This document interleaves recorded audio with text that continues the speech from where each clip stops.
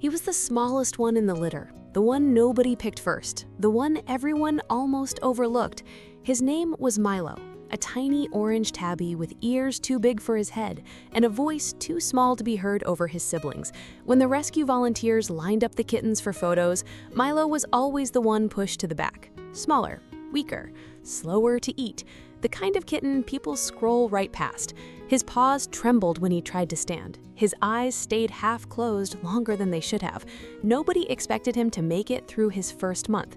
But there was one kitten who never looked past him. His name was Salem, a black and white tuxedo kitten born just 3 days earlier, already twice Milo's size. From the very first hour, Salem did something none of the volunteers expected. He walked straight past the bigger, louder kittens and sat down next to the smallest one in the box. He didn't leave. Not that hour, not that day, not ever again. The foster home was quiet, a small room with soft blankets and a single window that let in the morning light.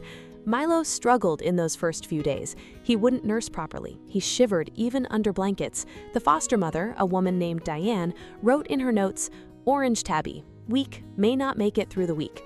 She was preparing herself for the worst. But every time she checked the box at night, she found the same thing. Salem curled tightly around Milo, his paw resting over the smaller kitten's chest, like he was holding him together, like he somehow understood that this fragile little body needed warmth more than anything else in the world. Diane started calling them the pair, not two kittens, a pair. By the second week, something changed. Milo started eating. Not much, but enough.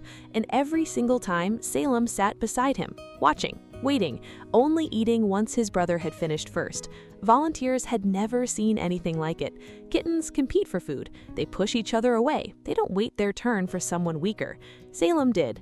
Diane began recording videos, just short clips at first, meant only for the rescue's internal records. But something in those videos stopped people mid-scroll.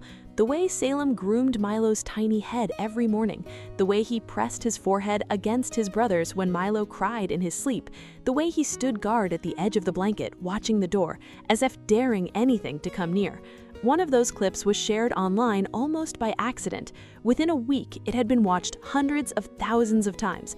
Strangers from across the world left comments saying they had cried watching a 14-second video of two kittens they had never met. Rescue workers who had spent decades in animal care said they had never witnessed a bond form this fast or this deeply between two unrelated kittens. People started asking questions. Was this normal? Could kittens really form bonds like this? Some volunteers said it was just instinct, littermate behavior, nothing more.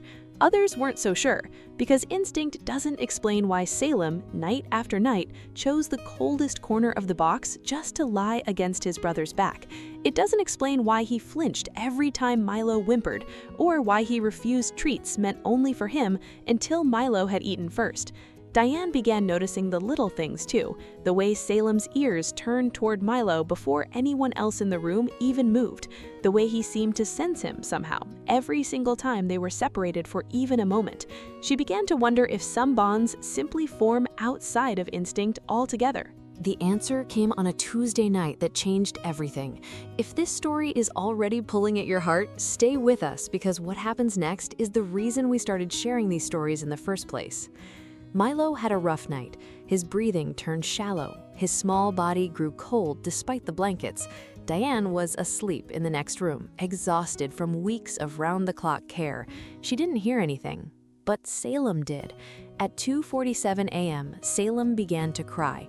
Not a normal meow, a sharp, urgent, almost desperate sound that didn't stop. He clawed at the blanket. He pushed his body against Milo's over and over, trying to warm him, trying to wake him. When that didn't work, he did something he had never done before. He left Milo's side. For the first time since the day they met, Salem walked away from his brother, straight to the bedroom door, crying until Diane finally opened her eyes and sat up in the dark. She followed him back to the box. Milo was barely breathing. Diane rushed him to the emergency vet, driving through empty streets at 3 a.m. with one hand on the wheel and one hand cupped gently around a tiny, freezing body. Salem cried the entire way, pacing on the passenger seat, refusing to sit still even for a second. The vet later told her that if she had arrived even 20 minutes later, Milo might not have made it. His body temperature had dropped dangerously low. He was placed under warming lamps immediately, wrapped in heated blankets, monitored through the rest of the night by a nurse who checked on him every 20 minutes. Sometimes love isn't loud, and sometimes it saves a life in complete silence.